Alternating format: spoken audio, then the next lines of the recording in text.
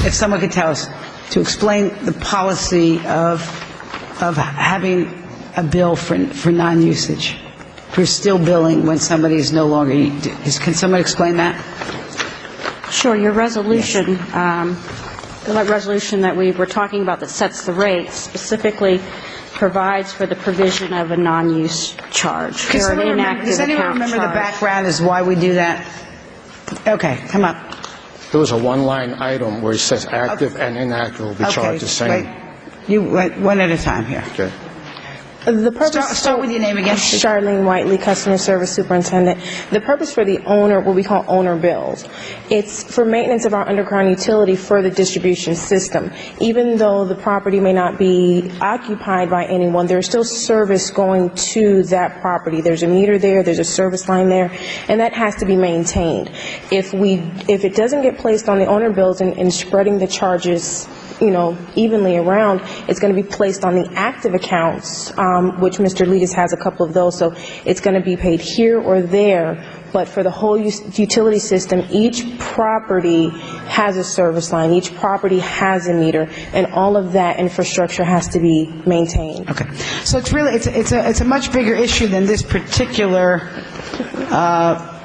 lien. Yes, it is. Okay, and it's certainly, Mr. Leadis, you raise a policy issue that certainly the Commission, it's appropriate for the Commission, if they would like to at another time, take it up. But for the matter of this appeal, we really are limited to a very specific finding, which is whether or not the code provision, there's a code provision that allowed the assessment of the lien.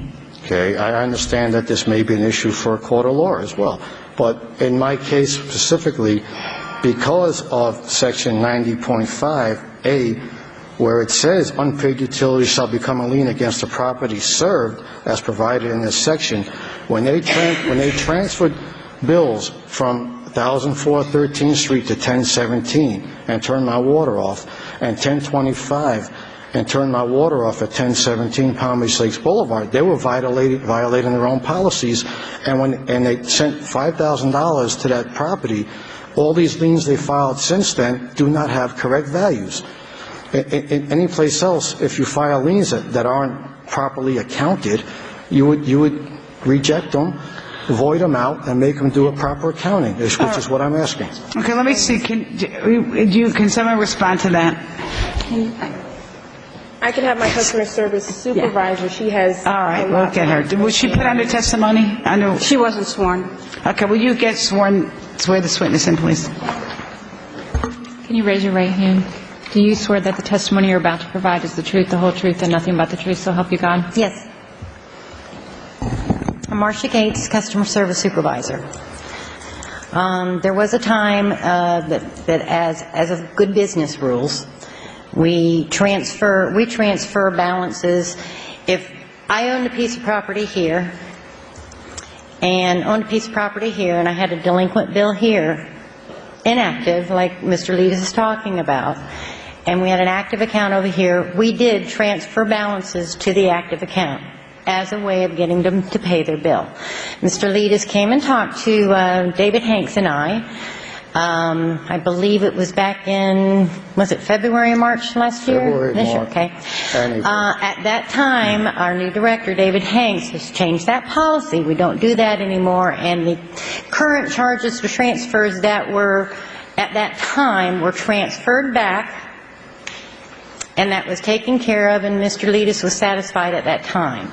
And like I said, and at that time, we changed the policy, and we don't transfer inactive services like we was talking about with his inactive apartments to active accounts anymore. So that policy has changed. So the bill, does this bill have anything to do with that? Because I'm getting a little confused here. No, the lien that is in currently being appealed, can I have that breakdown? Or his inactive charges on the 12 or 13 properties we're talking about from June 10, 2010 through September of 2010 Has nothing to do with those. All right. Anyone else have any other questions? Otherwise, I'll take a motion to either, I want Ms. Rothenberg to... Contradicting what she said. wait a minute. I would like Ms. Rothenberg to put one piece of evidence in the record regarding Mr. Leadis's concern about earlier attempts to have an appeal. All right, go ahead.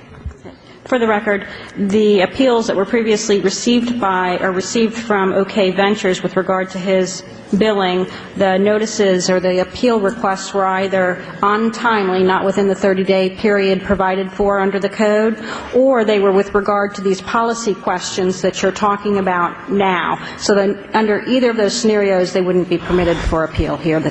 All right. I'll take a motion either to, is either to deny or accept the appeal? Okay.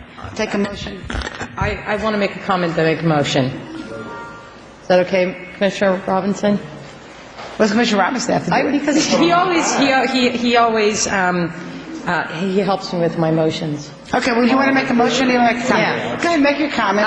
My comment is this. I think Mr. Leadis has brought up valid points in the past, and I know I was supportive of getting to the bottom of the answer of taking outstanding bills and putting them from one property and applying them to a separate property. I didn't think that was proper, so I'm happy to hear that. Although that issue is not what's before us, I did want to address that to staff and to Mr. Leadis.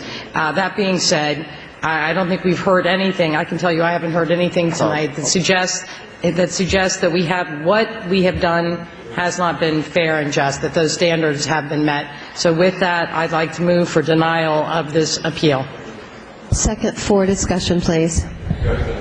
Okay, so let's go. Okay, so it's a court issue. Mr. Robinson, go first. Mr. Robinson. Okay.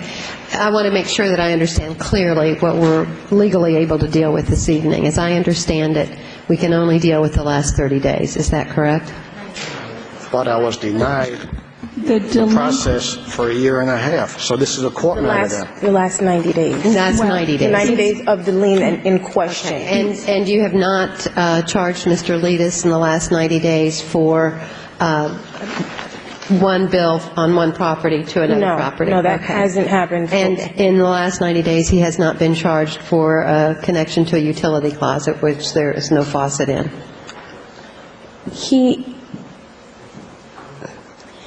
The unit number 5 that Mr. Leadis is talking about that he has designated as storage.